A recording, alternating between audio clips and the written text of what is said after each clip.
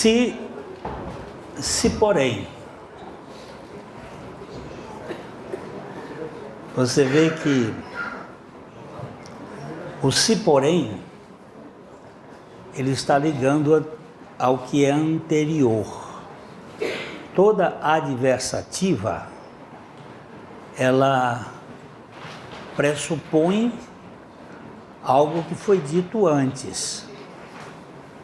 E há uma condicional antes.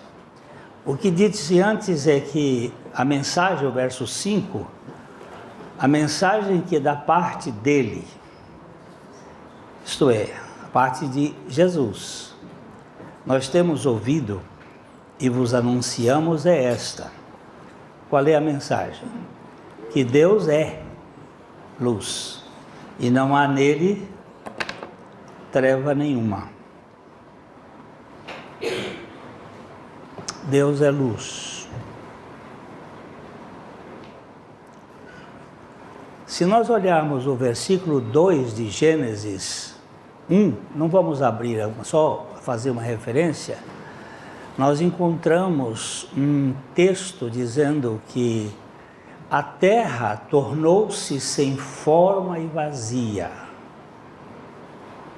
e havia trevas sobre a face do abismo. Não pode ser de Deus. Essas trevas não podem ser de Deus. O que nós entendemos é que houve uma criação.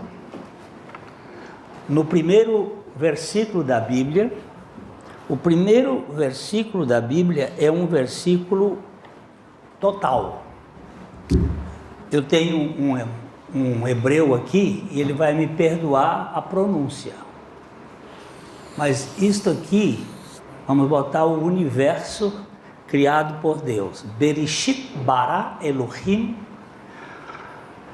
et hashamayim. No princípio criou Deus os céus e a terra. Ponto. Pronto. Acabou. O versículo seguinte diz que a terra, eu vou botar vermelho propositadamente.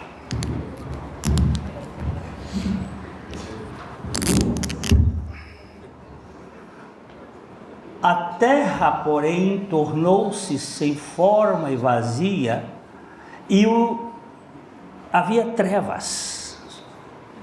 Lógico, essas trevas não vieram de Deus.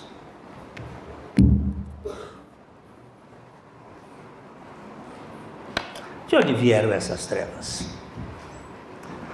Daquele que é trevas.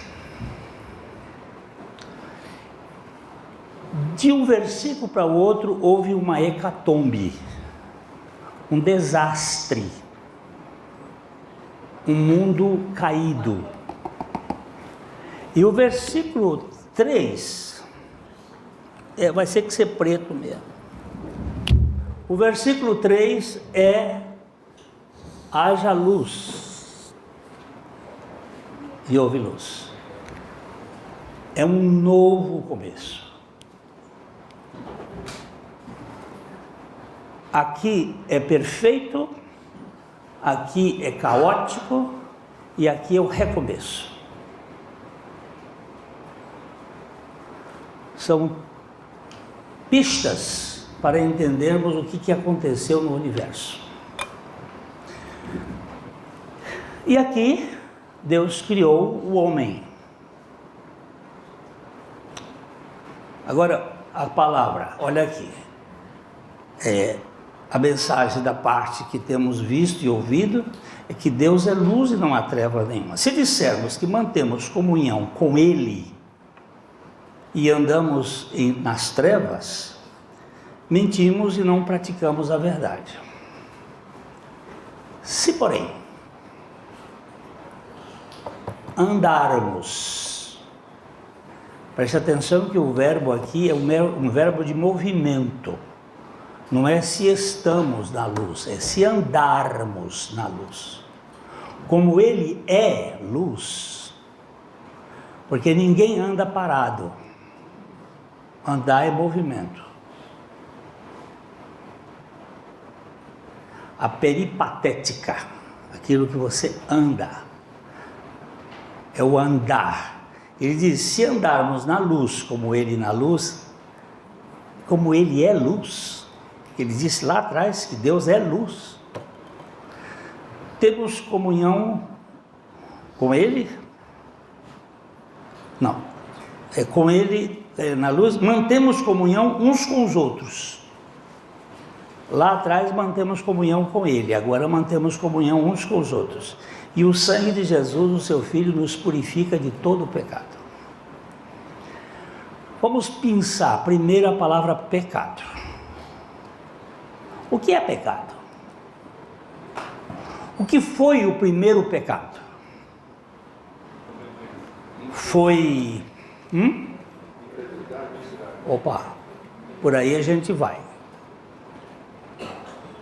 Incredulidade é alguma coisa ligada à palavra de Deus. Fé é alguma coisa ligada à palavra de Deus. Incredulidade é alguma coisa ligada à palavra de Deus, mas em sentido oposto. Incredulidade. Então, pecado não é inicialmente um ato jurídico, mas é um ato de rebeldia à palavra de Deus, de incredulidade. Por isso, esta palavra é definida por Jesus, que entende o que significa pecado. Então nós vamos para Evangelho de João, capítulo 16, versículo 8 e 9. Evangelho de João, capítulo 16, versículos 8 e 9.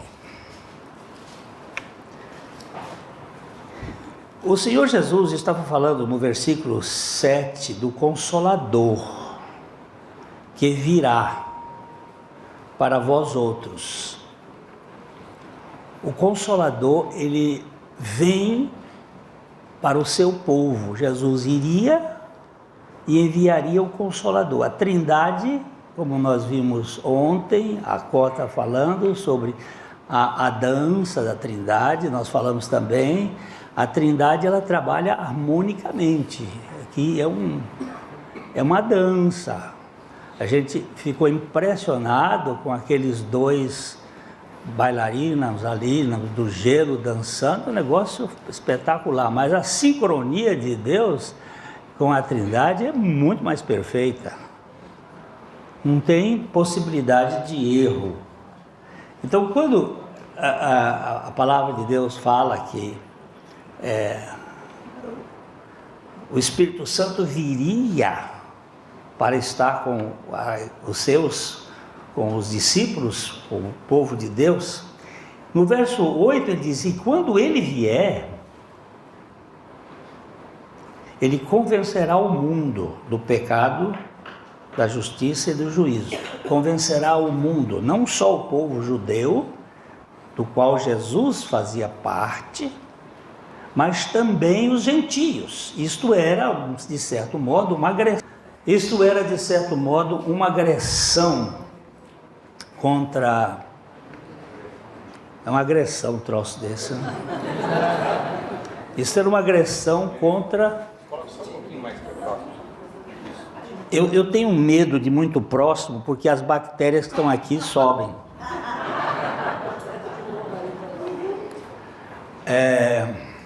Isso eu aprendi com um cara que mexe com televisão, que você não pode botar muito próximo e nem muito longe. Tem que ser numa distância assim, né?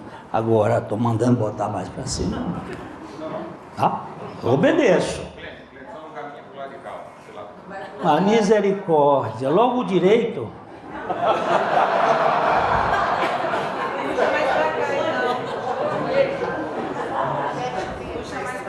Jesus. Aí eu tô vendo que você vai ter que mandar pintar esse teclado aqui preto. Que verde. Então, agora já nem sei onde eu estou. Mexer com cabeça de velho é um problema. O pecado é, antes de mais nada, uma atitude de incredulidade com a palavra de Deus. E o Espírito Santo viria para convencer o mundo. Judeu, grego, romano, árabes, cretenses, toda a humanidade. Mas o que é pecado? Ele vai definir, então, o versículo 9. Quando vier, convencerá o mundo do pecado, da justiça e do juízo. Aí ele define pecado. Primeiro que ele define do pecado porque não confiam, não creem em mim. O que é pecado? É não crer. Pecado é incredulidade. Antes de ser qualquer transgressão. Ontem Cota colocou aqui uma árvore com vários frutos da carne,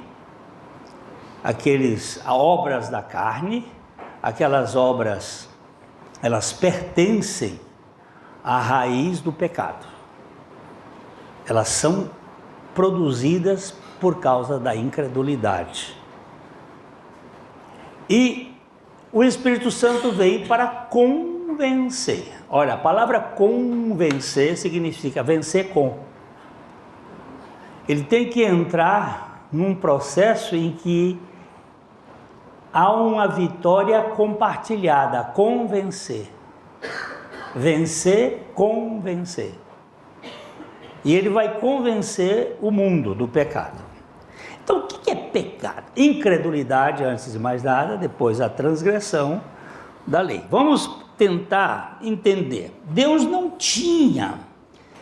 Isso aqui eu usei para criança, mas a Cota me deu uma sugestão ontem que nós precisamos ficar criança. Nós devemos ser infantis nesse sentido da compreensão mais simples possível. Isso aqui é o nosso querido Adão.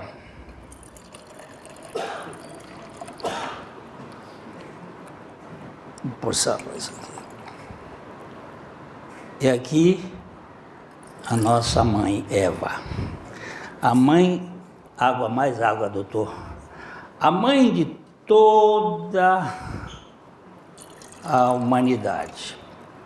Aqui, o homem, Adão, ele era um ser coletivo. A Eva foi tirada do Adão. E o Adão,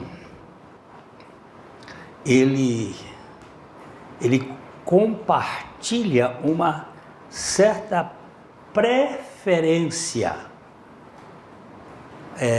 na humanidade de ser o primeiro, o original, de onde veio a mulher. Antes de entrar um pouco, Cota me ajudou muito. Ela me mandou uma piadinha, que é isso aqui na questão da preferência e o que tem por aí. Depois da lua de mel, casados recentes,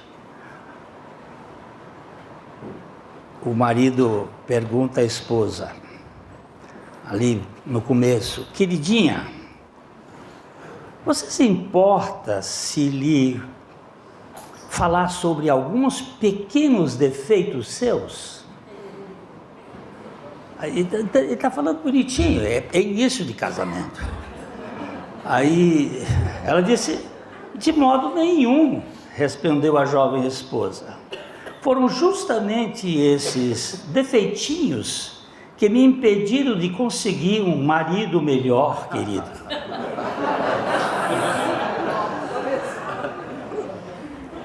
Você vê como chuta? Né? Isso é edênico. Isso é um atavismo. A mulher querer mandar no marido, isso é um atavismo edênico. Né? Isso é uma coisa terrível, mas é assim. Aí outra, isso é tudo da cota, não tem um... Ela que me subsidia, eu só... um preletor de um congresso contou, talvez a título de brincadeira, para tornar o ambiente menos tenso, que certo dia disse à esposa: querida, eu não entendo porque Deus fez você tão bonita, tão linda, mas também tão burra. Ela respondeu: pois eu entendo muito bem. Deus me fez tão bonita para que você se casasse comigo, e tão burra para que eu me casasse com você.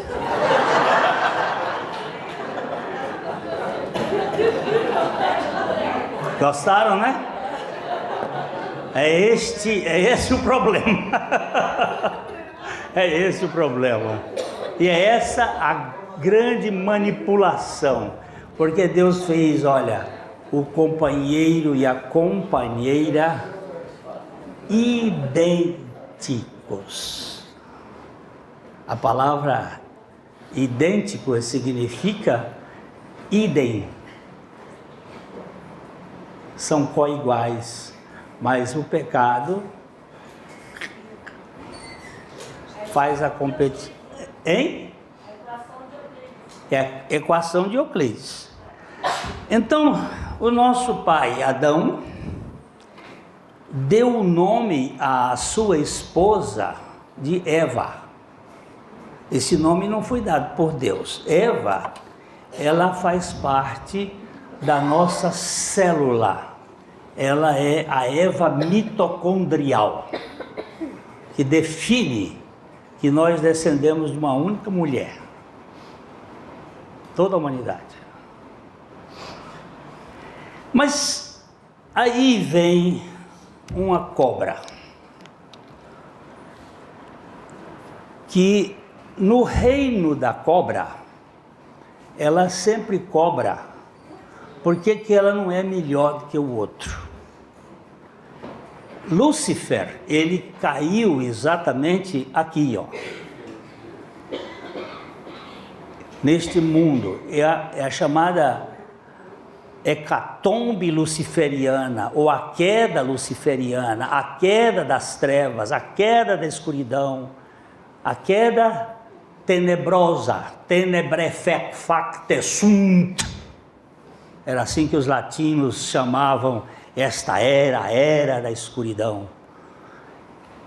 E a cobra veio com sutileza e colocou o veneno. Quem recebeu a ordem para não comer do fruto da árvore foi Adão. Eva não sabia desta conversa com Deus, ela não teve essa conversa com Deus. Quem teve a conversa com Deus foi Adão. Ok? Quando a serpente veio, ela induziu a mulher a comer do fruto, com uma proposta de que ela seria a conhecedora do bem e do mal, e ela seria como Deus. A Cota já falou ontem que nós já tínhamos a imagem e a semelhança de Deus na criação, mas ela disse que seria como Deus. A mulher comeu, mas o pecado não entrou por ela, o pecado entrou por ele. Vamos para Romanos 5:12. Foi quando o homem comeu do fruto, não foi quando a mulher comeu, foi quando o homem comeu. Ok? Quando a mulher comeu, ela não... Quando se prega a palavra de Deus, tudo que tem que dar defeito, vai dar defeito. Pode ter certeza. Não é hoje, é sempre. Então, quando o homem comeu, ali entrou o pecado. Romanos 5, 12. Eu vou ler aqui porque estamos gravando e precisa. Portanto, assim como por um só homem entrou o pecado no mundo, e pelo pecado a morte, assim também a morte passou a todos os homens, porque todos pecaram. Então, Eva comeu primeiro, mas ela não deflagrou o pecado em si. Ela foi o agente corruptor que levou Adão a desobedecer a palavra de Deus e a ter incredulidade. Então nós temos aqui o pecado entrando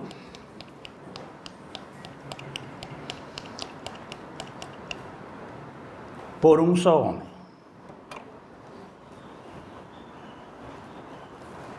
A humanidade que descende do espermatozoide. Esta humanidade ficou contaminada com o pecado. Eva, ela não se tornou pecatriz, mas quando ela recebeu o esperma de Adão,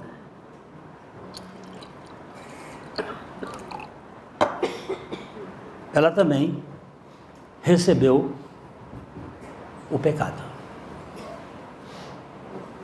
Mas Deus preservou Eva para ser o vaso que ele iria trazer o filho. Então nós vamos para Gênesis 3,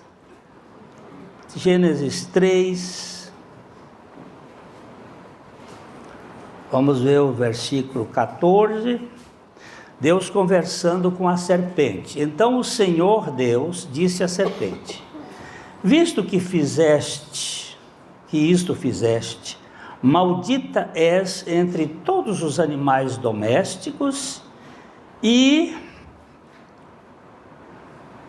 entre todos os animais selváticos.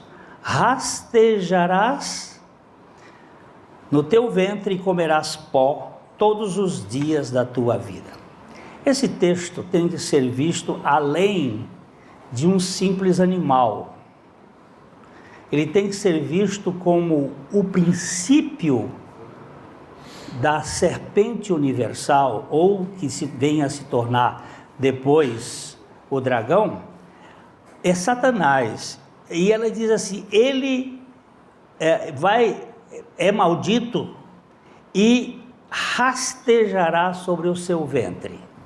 Você vai encontrar o apóstolo Paulo dizendo depois que o Deus deste mundo, as pessoas estão governadas pelo ventre.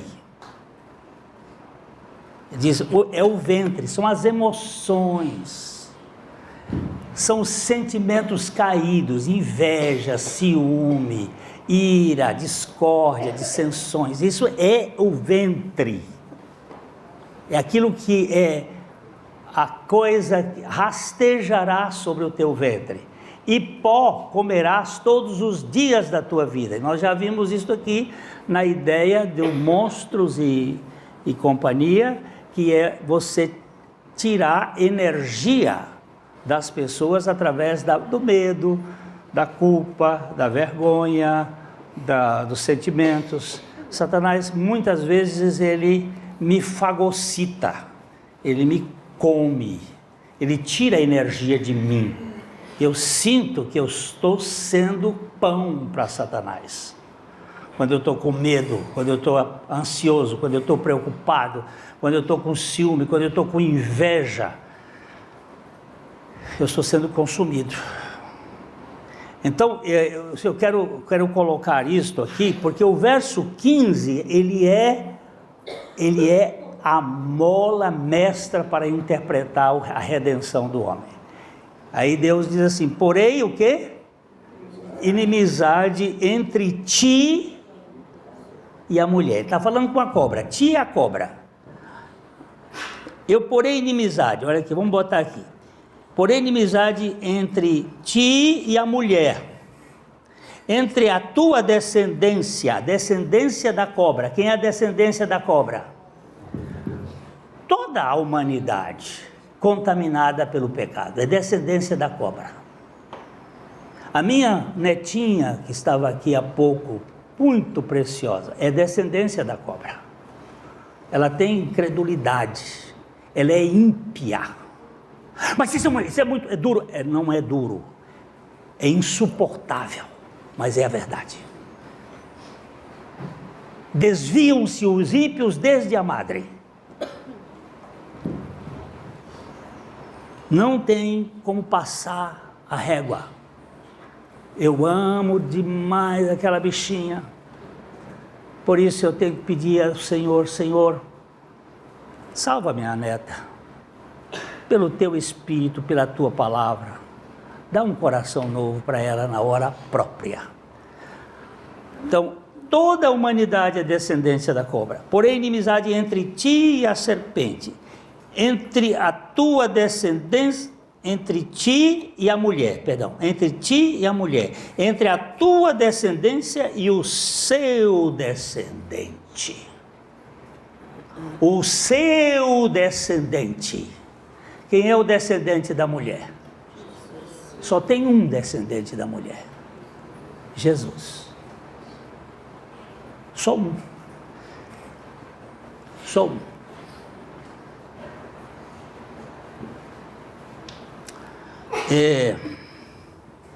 Jesus é o descendente da mulher.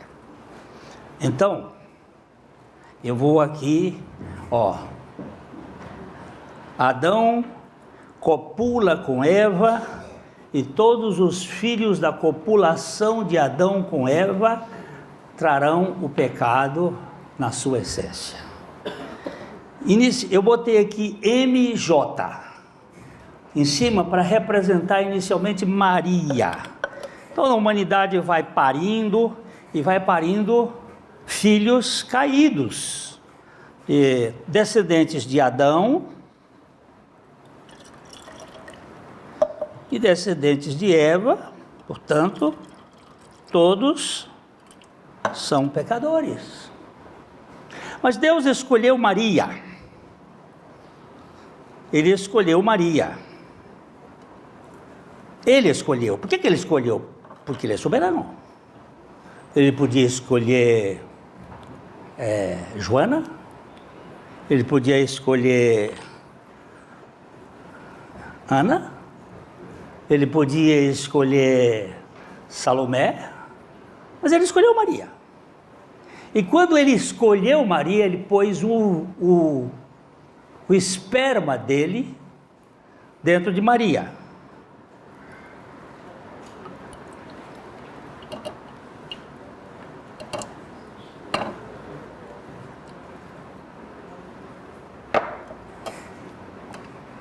Uau! O ente que nasceu de Maria, Jesus, ele não tinha pecado.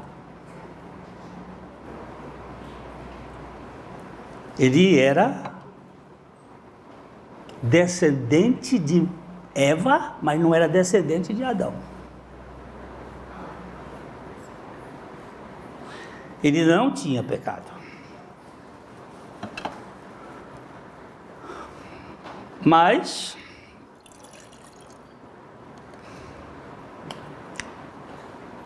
ele foi para a cruz.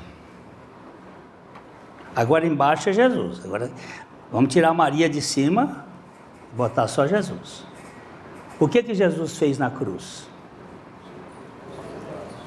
Ele levou-nos a morrer com ele. E ele atraiu, e Deus fez cair sobre ele o pecado de nós todos.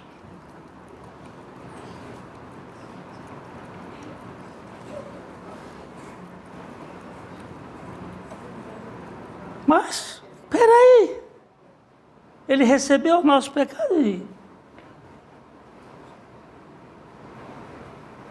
e continua. Ué, você pode botar tanto pecado que quiser nele. Ele leva todos os pecados, mas os pecados não vão fazer força sobre ele. Ele vai anular os nossos pecados. Ele vai retirar de nós toda a questão. Só que eu nasci da família de Adão e Eva. Eu sou um pecador. Eu nasci em pecado. Eu nasci em pecado. Eu sou um pecador. Olha, coitadinho de mim, eu vou para o inferno. Mas quando Jesus foi para a cruz, ele me colocou lá.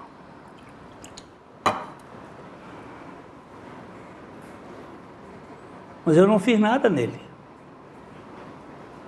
Ele continuou santo, puro. Ainda que ele tinha todos os meus pecados sobre ele. Ele anulou os meus pecados. E depois ele disse assim: olha, eu levo os seus pecados, mas eu venho morar em você.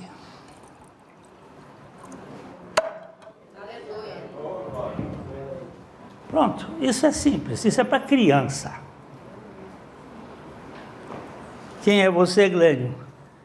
Eu era dessa raça aqui, agora sou dessa raça aqui. Só que eu tenho uma carne, eu tenho um corpo.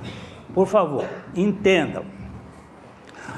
Quando nós nascemos na raça de Adão, nós temos uma coisa chamada, Cota tratou bem disso ontem aqui, chamada velho homem. Este velho homem, ele mora numa natureza terrena. O velho homem e natureza terrena não são a mesma coisa. Quando Adão foi criado, ele foi criado uma natureza terrena. Quando ele pecou, ele passou a ter um velho homem. Quando Jesus veio aqui na terra, ele tinha uma natureza terrena, mas ele não tinha o velho homem porque ele não era descendente de Adão. Dá para entender? Mas quando ele foi para a cruz, ele levou o nosso velho homem lá e o crucificou. Mas ele não crucificou a nossa natureza terrena.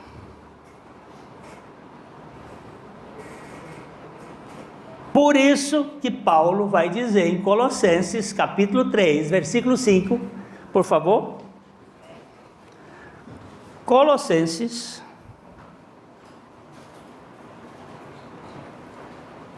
3, 5. Ele vai dizer: fazei, pois, morrer a vossa natureza terrena. Prostituição, impureza, paixão lasciva, desejos malignos, e a avareza, que é a idolatria.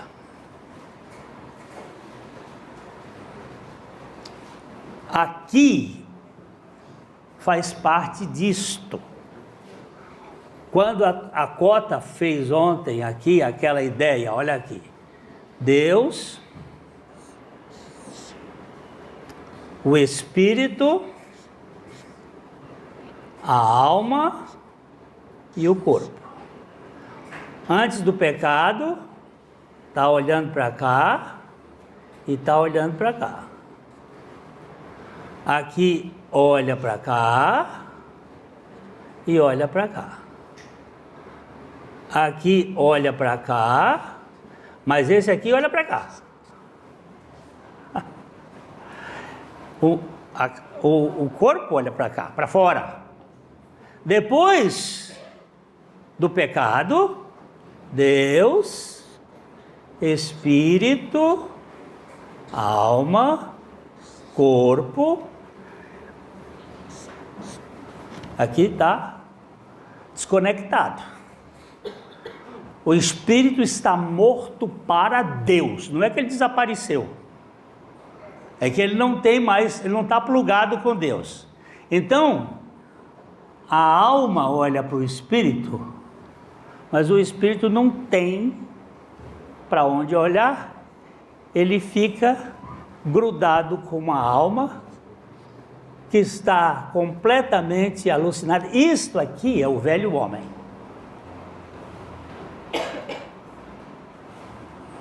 O velho homem é essa relação caída. E aqui, a alma olha para o corpo está olhando para fora. Quando ela olha para cá, ela fica desesperada, ela não tem esperança. E ela começa, como disse muito bem a Cota, a tentar plugar em conhecimento, em dinheiro, em poder, em religião, que é idolatria. Tudo isso são ídolos que nós criamos. Nós estamos olhando para cá, no nosso intelecto. Nada existe no nosso intelecto que não tenha passado primeiro pelos sentidos. E nós ficamos ali, pelo intelecto, pelos sentidos, caminhando, e sentimento, e uma confusão desgraçada. Eu hoje sinto bem, amanhã eu estou mal. Hoje eu estou no auge do monte da transfiguração, amanhã eu estou no vale profundo da sombra da morte. Que desgraça é essa? É esta alma que não tem esperança. Então, quando nós nascemos, isso aqui é natureza terrena, ó. Esta relação aqui é velho homem e aqui é natureza terrena. Velho homem, natureza terrena. Quando Jesus crucificou o nosso velho homem, nós voltamos. Deus, Espírito, alma e corpo. O Espírito volta a ter relação com Deus. Deus se comunica com o Espírito. Deus não comunica com alma. Deus se comunica no Espírito. O véu do templo rasgou de alto a baixo para que a luz da essência divina passasse para... que ali eram as trevas, agora passa para o santo lugar, que é a alma. E dali vem para o corpo. Aí o nosso velho homem VH, foi crucificado, e nós, alma e espírito se comunica, alma e corpo se comunica, o corpo olha para fora e retorna para a comunhão com Deus. Está dando para ver? Está mais ou menos claro? Isso não significa que eu seja impecável.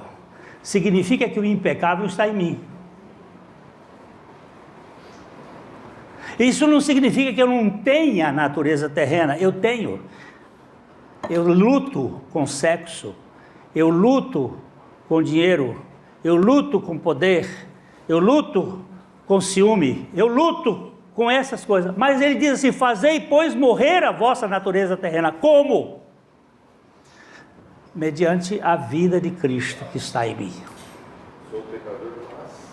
Sou pecador, mas Cristo vive em mim.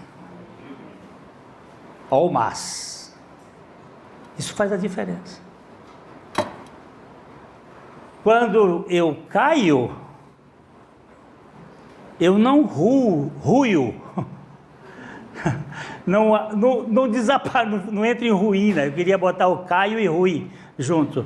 Um cai, o outro rui. Quando eu caio, eu não permaneço. A Bíblia diz assim, ó: o justo cairá 7 vezes, 1, 2, 3, 4, 5, 6, 7, mas se levantará.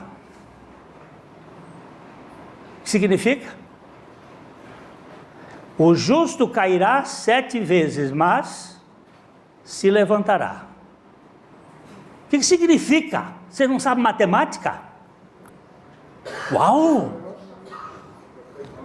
Que ele levanta 8. O justo cai 7 vezes, mas se levantará. Caiu uma vez, levantou, caiu 2 vezes, levantou, caiu 3 vezes, levantou, 4 vezes levantou, 5 vezes levantou, 6 vezes levantou, 7 vezes levantou. Agora presta atenção. Primeiro dia da criação, segundo dia da criação, terceiro dia da criação, quarto dia da criação, sexto dia o homem foi criado. Aqui é o descanso. Oitavo dia é o primeiro dia da existência humana na carne.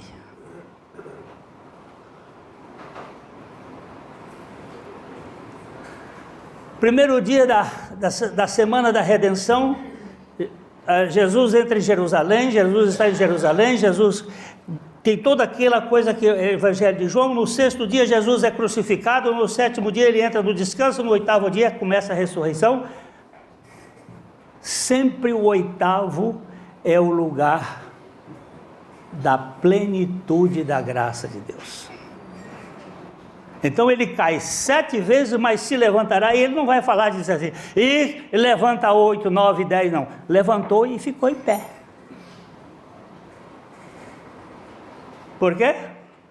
Porque aquele que veio viver em nós, está vivendo em nós. E a gente pode viver uma vida mais... Meu Deus, eu enfrentei tanta luta, eu caí. O Senhor diz: isto não é nada para mim. Eu sou o Deus da perfeição. 7 vezes é o número da perfeição. E o oitavo dia é o dia da redenção. É o dia em que você vai encontrar descanso forever and ever and ever. Amen. Uhul! Mas como assim? Eu vou continuar tendo lutas. Ele vai continuar tendo monte da transfiguração e vale da morte. Só que você vai ter que se ancorar. Agora eu vou caminhar. Ó. Agora eu tenho uma caminhada. Vamos ver se eu consigo colocar isso aqui, se dá para fazer isso aqui. Ó, aqui eu vivia no pecado. O pecado, ele é sempre cheio de curvas, de e aqui eu recebo Jesus. Aqui vem a revelação da obra da cruz. E aqui começa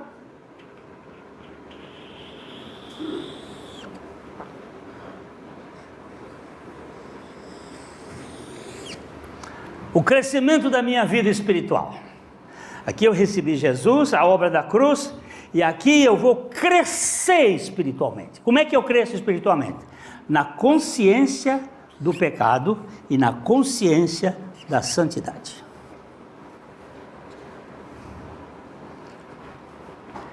Quanto mais eu cresço espiritualmente, maior vai ficar a cruz.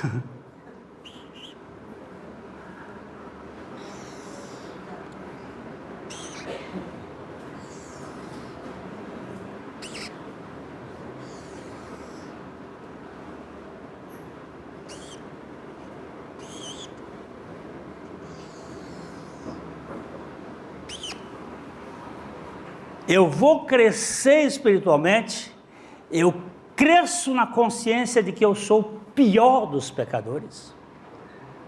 E eu cresço na revelação de que eu sou um homem que está evoluindo em santidade. Quanto mais santo eu for, mais consciência de pecado eu tenho.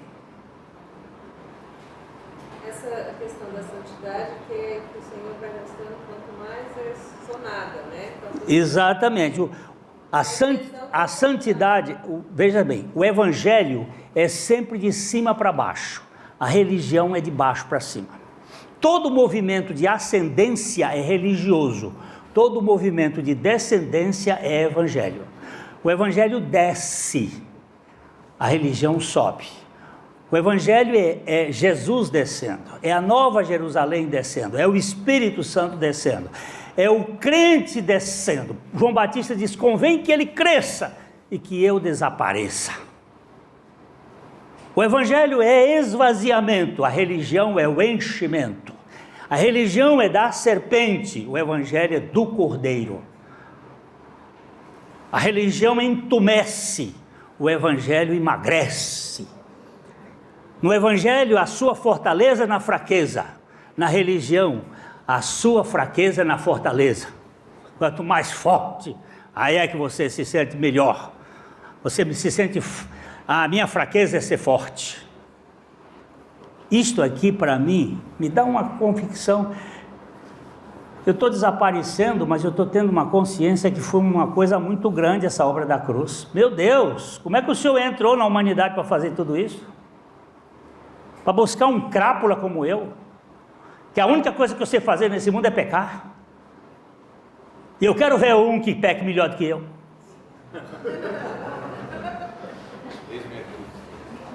Pois é, nós vamos disputar a porrinha agora aqui, para ver quem é.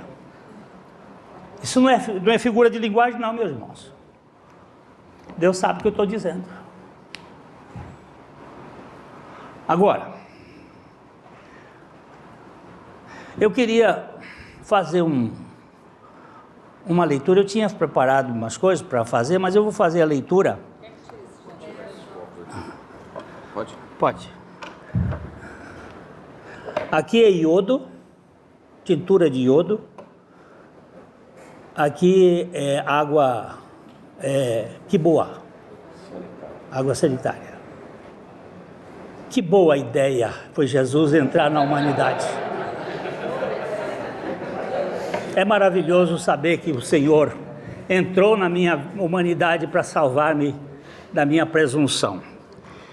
Regina Brett é uma jornalista americana. As lições de vida dela, ela reflete aqui que aprendeu, ela disse assim: as lições refletem o que aprendi da vida sendo mãe solteira por 18 anos, esforçando-me para encontrar um parceiro certo na vida, lutando contra um câncer de mama e curando as feridas de uma infância instável, de uma família disfuncional. E elas refletem o que aprendi com os meus leitores em meus 30 anos como jornalista. Ela então faz aqui umas afirmações de uma pessoa. Ela é uma cristã e ela faz aqui algumas afirmações que servem para qualquer pessoa, mas que para mim serve muito mais. A vida não é justa, mas ainda assim é boa. Eu sei que tem muita gente, não, Deus me botou aqui. E Ele me botou aqui já num mundo caído. Porque a queda luciferiana antecede a queda adâmica. E Ele me botou aqui e ainda disse assim, olha, tudo é bom. A vida não é justa, mas ainda assim é boa. Então, como é que eu vou fazer? Não se leve, quando estiver em dúvida, apenas dê o primeiro passo, um pequeno passo. Dúvida vai aparecer. Mas eu só tenho um caminho para ir. Vocês já viram o livro de Eli? Aquele filme? Quantos aqui já viram? Uma boa. Quem não viu, está perdendo tempo. É o Denzel Washington. Eu não vou contar as histórias daquele livro, daquele filme, mas eu quero que você preste atenção naquele filme, se você que não assistiu. E há um momento em que ele está com um iPod, que era o que tinha na época, e ele é cego. E ele chega numa encruzilhada.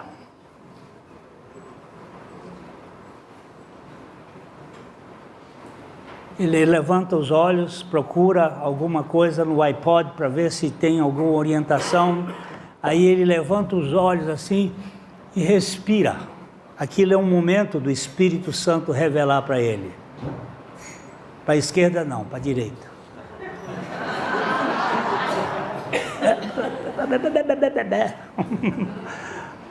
Depois você vai estudar esquerda e direita na Bíblia que você vai verificar.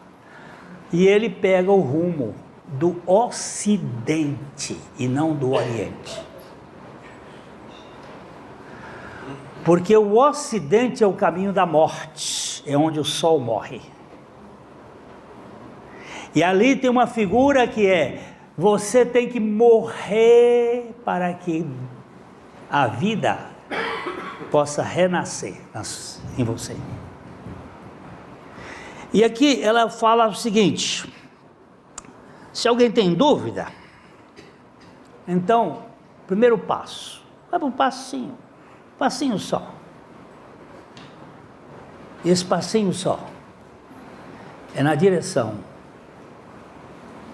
daquele que morreu e ressuscitou. Terceira, a vida é muito curta para perder tempo odiando alguém.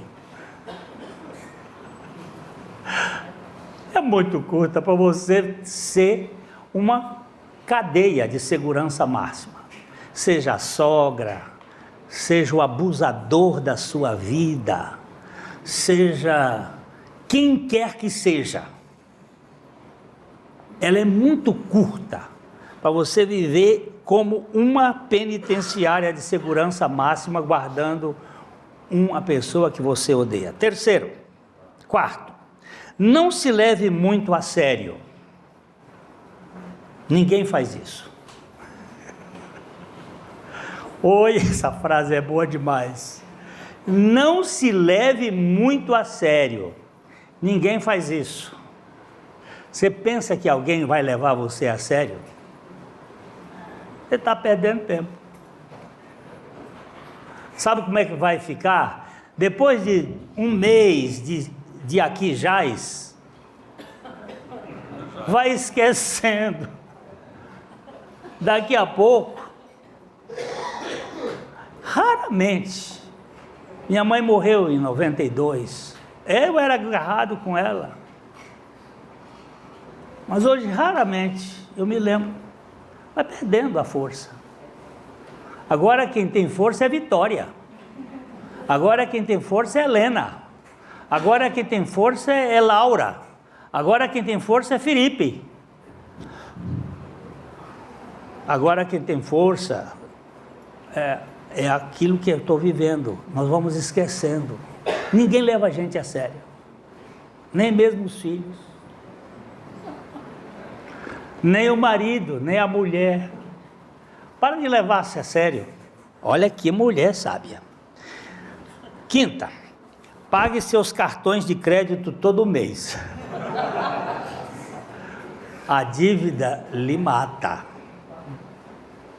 A Bíblia diz assim: a ninguém devais coisa alguma, a não ser o amor com que vos ameis uns aos outros. Sexto, você não tem que ganhar todas as discussões. Concorde em discordar.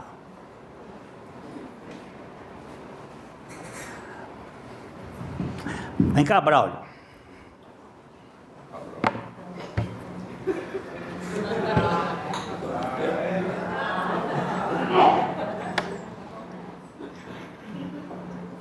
Sentiu?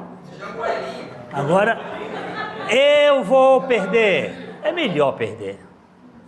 Não, eu quero ganhar. Não, é estupidez.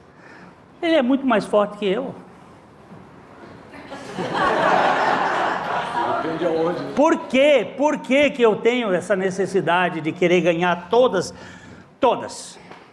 as minhas discussões? Sabedoria é esta aqui. Chore com alguém. Cura melhor do que chorar sozinho. Procure chorar e não lamentar.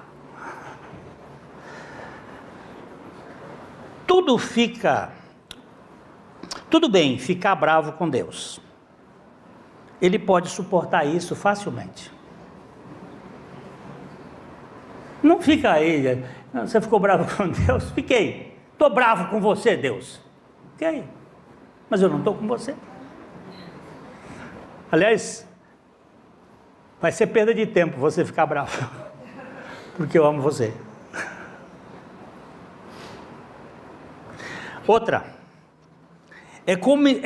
Economize para a aposentadoria, começando com seu primeiro salário. E se passou disto, comece agora. Vai chegar um tempo, vai faltar, e se você economizar. Décimo, quanto a chocolate, é inútil resistir.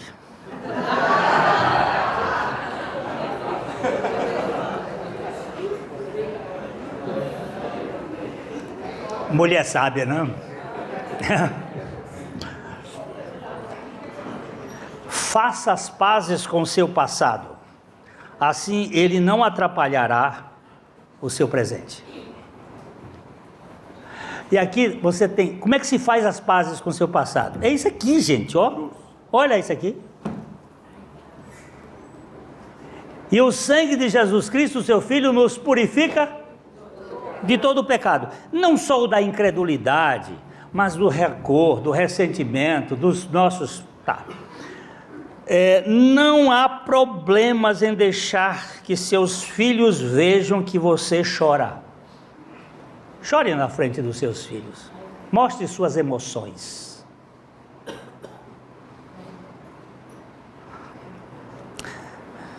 Não compare a sua vida com a dos outros.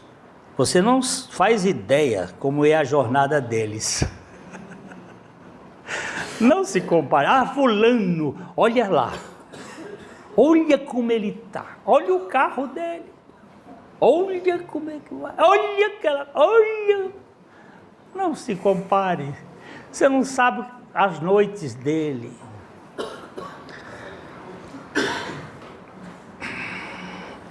Se um relacionamento tiver que ser em segredo, você não deveria estar nele. Qualquer coisa que seja secreto, não entre nesse assunto, nem mesmo na maçonaria. Aí é por minha conta, né?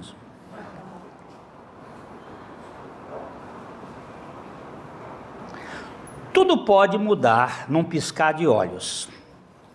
Mas não se preocupe. Deus nunca pisca. Hã? Preste atenção nesse, isso é um detalhezinho de gente que percebeu. Tudo pode mudar num piscar de olhos. Mas não fique preocupado, Deus nunca pisca. Ele não dormita, o guarda de Israel não dorme. A vida é muito curta para lamentações. Ocupe-se vivendo e não preocupe-se morrendo. É muito curta, ficar lamentando. Tem gente que é especialista em ver o problema, o detalhe. Estava tudo tão bom, mas a comida estava sem sal. E o saleiro estava em cima da mesa. O problema era simplesmente pegar o saleiro, mas não, sai dali dizendo assim, que comida insossa. Aí a gente pergunta, que alma insossa?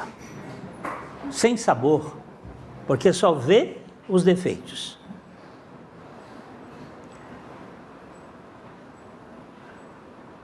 Você pode passar por qualquer situação se você se mantiver focado no presente.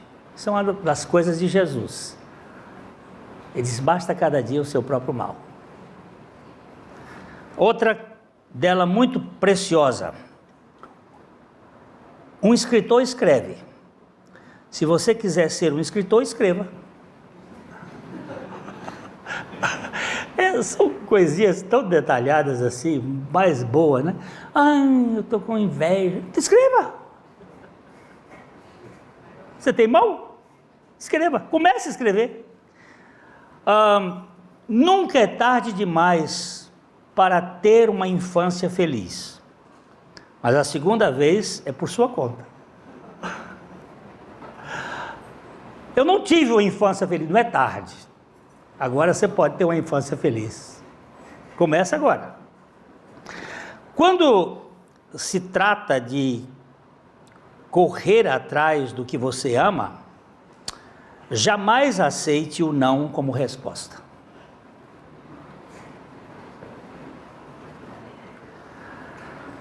Acenda as velas, use os lençóis bonitos, use roupa chique. Não poupe para uma ocasião especial. Hoje é a ocasião especial. Tem gente que guarda lá louça para quando tiver uma pessoa especial. Eu tenho uma coisa assim. Eu ganhei um vinho. Eu ganhei um vinho Grand Cru top. Pensa num vinho top. Um senhor aqui, ele estava em depressão, e eu fui lá conversar com ele e tal. Aí ele abriu um vinho daquele e eu disse assim, ó, seu fulano, eu não tenho paladar para vinho acima de $100. Esse negócio aí, meu paladar é curto. Ele diz, não, você hoje vai tomar um vinho de $3.000. Eu digo, vixe, esse aí eu vou ter que aparar o xixi depois e tomar.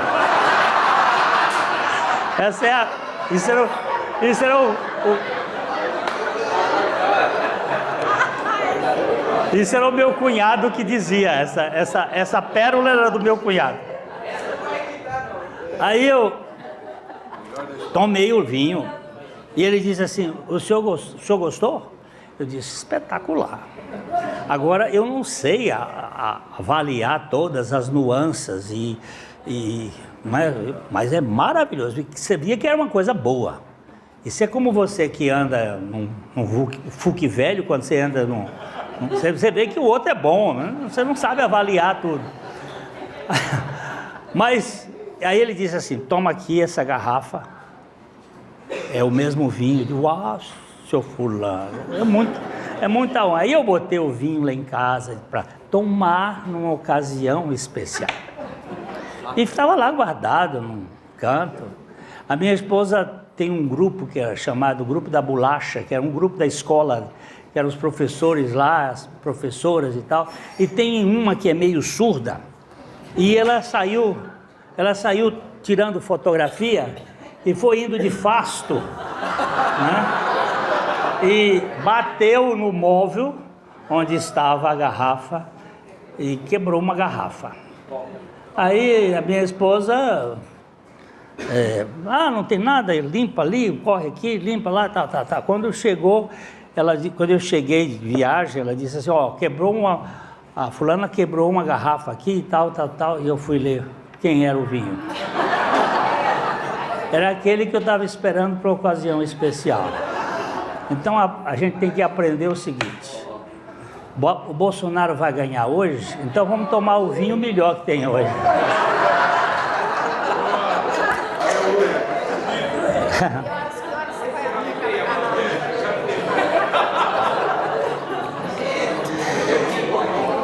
Gente, são brincadeiras para descontrair, viu? Prepare-se muito bem. Prepare-se muito bem. Depois, siga com o fluxo. Esta palavra é muito sutil. Prepare-se muito bem e depois siga com o fluxo. Não queira ultrapassar. Quando você está numa rodovia de velocidade controlada, você não deve ser... Isso aí é coisa de garotão que está querendo provar alguma coisa que ficou engasgada nos testículos. Dirija com o fluxo, você não vai ter problema. Aí ele diz, prepare-se muito bem. Qualquer coisa é mera coincidência, viu? Prepare-se. É que eu quase morri outro dia. Prepare-se muito bem, depois siga com o fluxo. Outra, seja excêntrico agora. Não espere pela velhice para vestir roxo.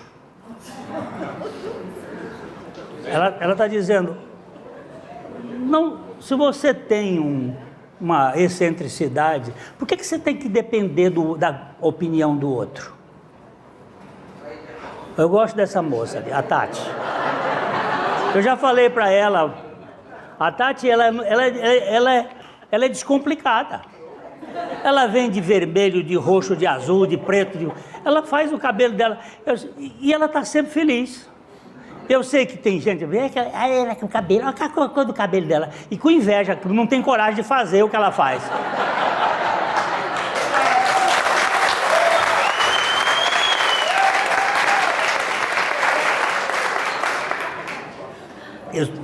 A Regina Brett é uma mulher que teve câncer, mãe solteira, 18 anos, procurando um companheiro, problema familiar. Ela aprendeu a viver descomplicada.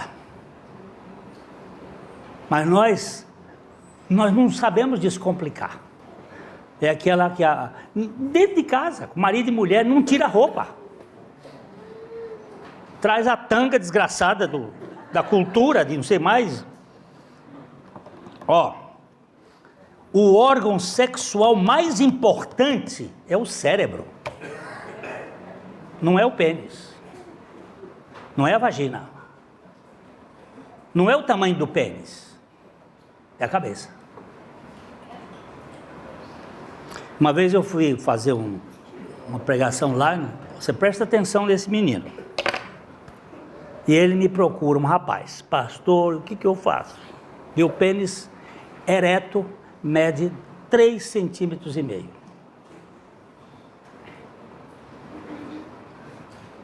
E eu vivo frustrado. Eu digo, olha, tem uma cirurgia aí que é capaz de ele passar para 5. Ou 6. Mas o problema não é nem 5, nem 3, nem 15, nem 20, nem 25, nem 30.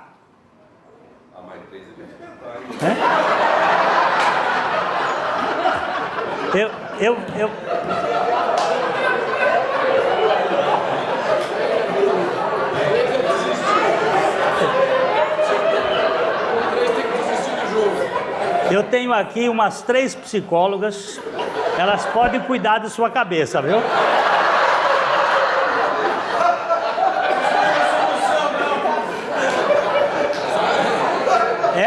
Essa maximização aí pode ser alguma coisa falha.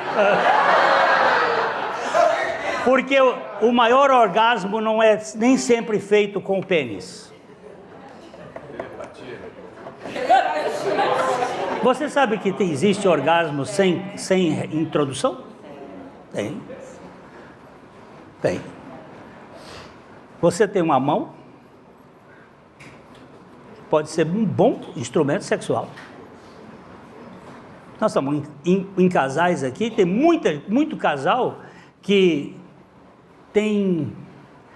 Hoje caiu um pouco mais, eu não sei a última estatística, talvez a Yara possa dizer de quanto % das mulheres que não têm orgasmo. Mas o percentual é muito alto. E dos homens que têm ejaculação precoce, que depois que ele goza, amolece. Mas é muito. E outra, a Cota tem feito um trabalho muito interessante aí sobre a juventude dos casamentos que não tem relação sexual. Cota, diz um pouquinho, só rapidinho. A gente tem recebido alguns casos, tem lido sobre casos dos casais mais jovens, até agora, que têm pouca relação sexual em relação aos antigos, porque eles trabalham mais, estudam mais, estão mais desconectados, então estão convivendo junto na casa como se fosse uma república, mas quando eles chegam na cama aqui, normalmente a gente casava para ter relação, né, gente? Era? Hoje, então, eles deitam e dormem. Então, eles estão muito mais desconectados que os casais mais antigos. Como se fossem velhos. Não é o nosso caso.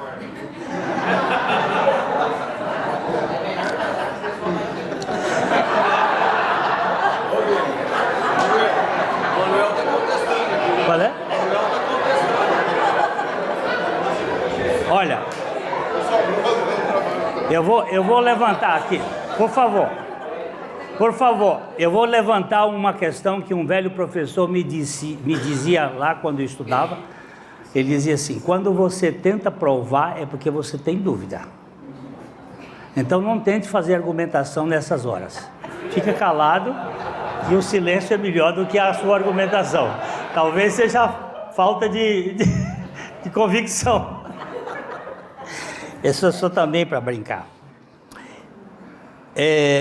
Ninguém é responsável pela sua felicidade ou infelicidade, exceto você.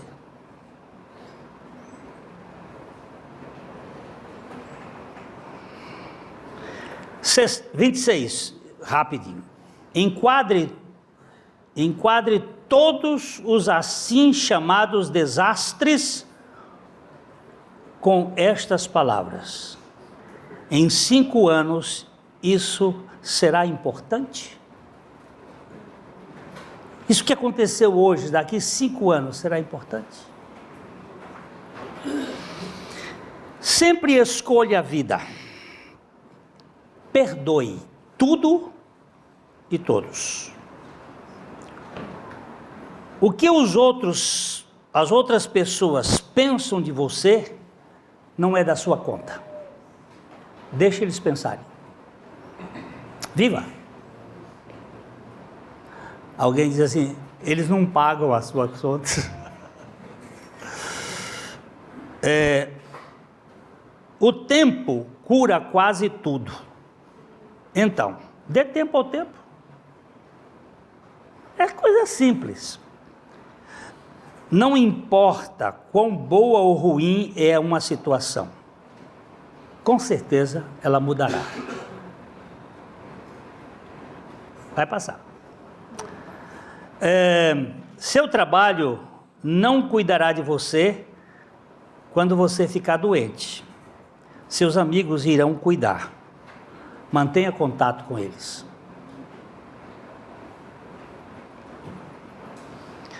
Acredite em milagres. Deus ama por causa de quem Ele é, não por causa de qualquer coisa que você faz ou deixa de fazer. Ele ama porque Ele é amor. Isso sossega a nossa alma, né? Qualquer coisa que não o matar, realmente o tornará mais forte. Qualquer coisa que não o matar, vai lhe fazer mais forte. Envelhecer ganha da alternativa: morrer jovem. Se você envelheceu, é porque você não morreu jovem. Seus filhos têm apenas uma infância. Torne-a memorável. Leia os Salmos. Eles cobrem todas as emoções humanas. Saia de casa todos os dias. Há milagres esperando em todos os lugares. Não fique enclausurado. Se todos nós colocássemos nossos problemas juntos em uma pilha e olhássemos os dos outros, nós pegaríamos os nossos problemas de volta imediatamente.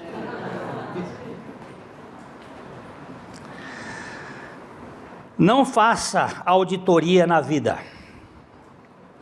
Apareça e faça o melhor agora. Que não deu certo aquilo. Livre-se de qualquer coisa que não seja útil, bonito e alegre. E viva.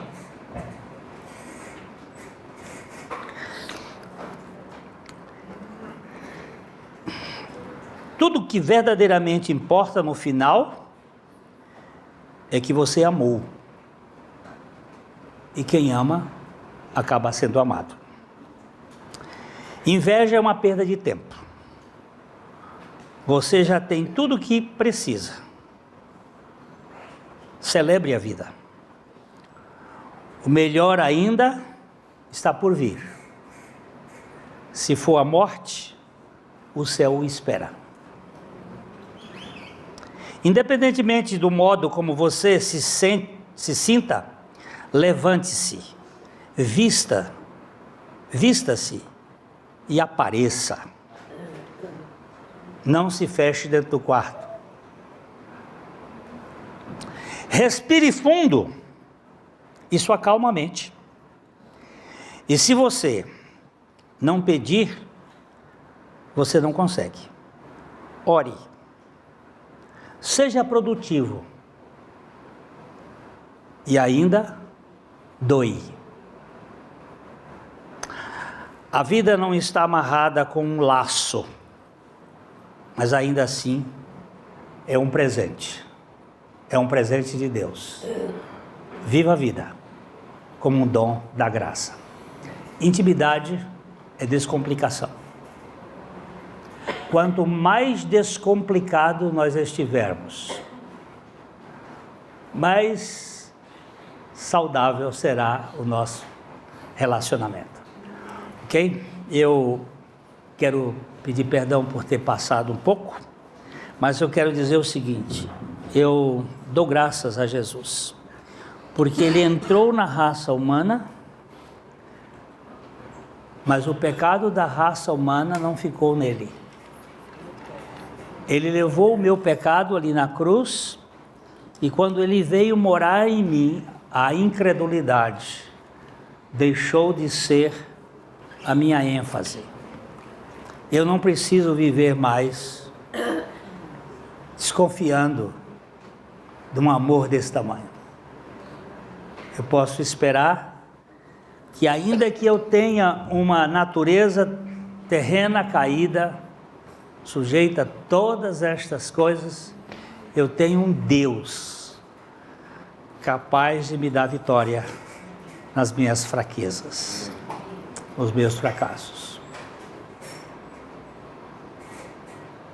Que o Senhor nos mantenha com os olhos focados nele mesmo.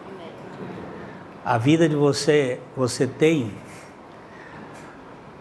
por pior que seja, por mais hipócrita que seja, por mais cheia de esconderijos que seja, como a minha, pode ser tratada por esse Deus que se encarna, que se encarnou e que pode ser a realidade espiritual da minha vida.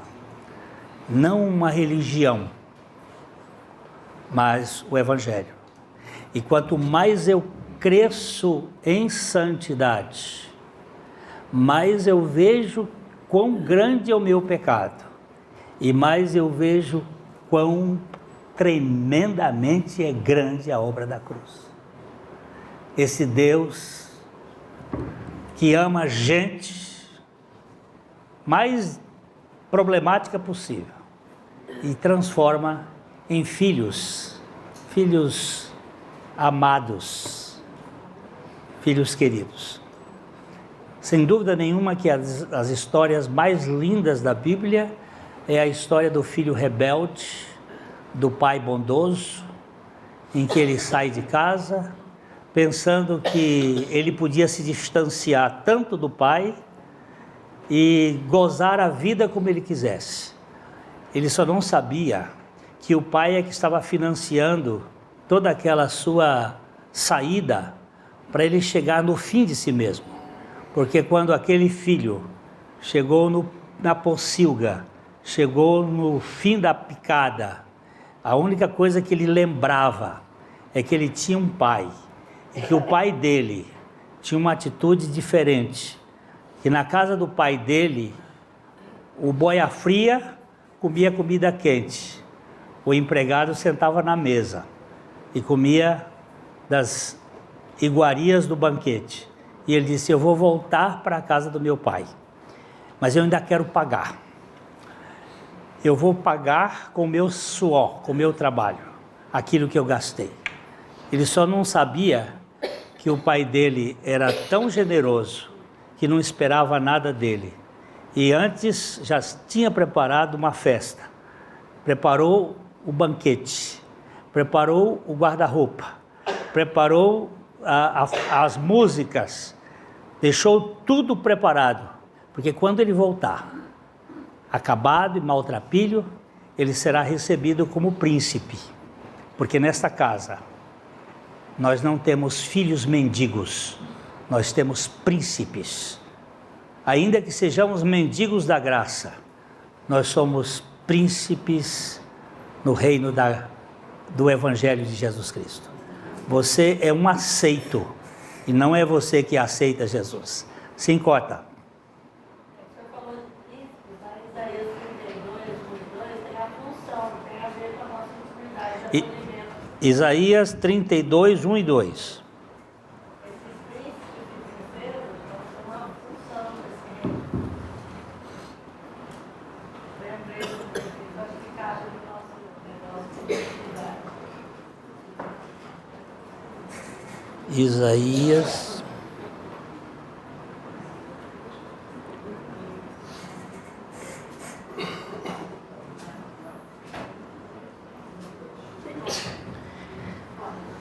Eis aí está que reinará um rei com justiça e com retidão governarão príncipes. Cada um servirá de esconderijo contra o vento, de refúgio contra a tempestade, de torrentes de águas em lugares secos, e de sombra da grande rocha em terra sedenta. Depois você medita nisso aqui, porque isso aqui é mostrando quem é este rei e o que nós somos e o que ele supre para nós, para que nós não vivamos uma vida de lamúrias, de reclamações, de murmurações. Pai, nós precisamos de Ti. Nós não somos capazes de produzir, e o Senhor sabe disto, nada que tenha significado. Mas o nosso significado vem do Senhor. O sentido de vida é do Senhor. O Senhor sabe como eu sou tendente à desobediência, à incredulidade, a não confiar na tua palavra, mas também eu sei como tu és persistente e como tu, tendo começado uma boa obra em nós, tu has de completá-la até o momento da vinda do teu Filho. Nós te pedimos que aqui neste grupo ninguém se perca em si mesmo, mas sejam achados por ti, para que a vida de Cristo neles, em nós, seja a nossa caminhada, andando na luz e sabendo que o sangue do Senhor Jesus nos purifica de todo pecado e do pecado todo, em nome do Senhor. Amém. A Livraria PIB Londrina procura selecionar cuidadosamente seus títulos e autores a fim de oferecer um conteúdo alinhado com o Evangelho de Jesus Cristo. Bíblias, livros de teologia, devocionais, literatura infantil, biografias, comentários bíblicos e muito mais. Dispomos também de um acervo de CDs e DVDs das mais de 5.000 mensagens ministradas na Primeira Igreja Batista em Londrina. Visite a Livraria PIB Londrina e conheça ainda mais. Livraria PIB Londrina, de segunda a sexta, das 13h30 às 18h. Endereço na Avenida Paraná, 76A, próximo ao Calçadão, bem no centro de Londrina. Ligue para 3372-8921 ou acesse o site www.livrariapiblondrina.com.br.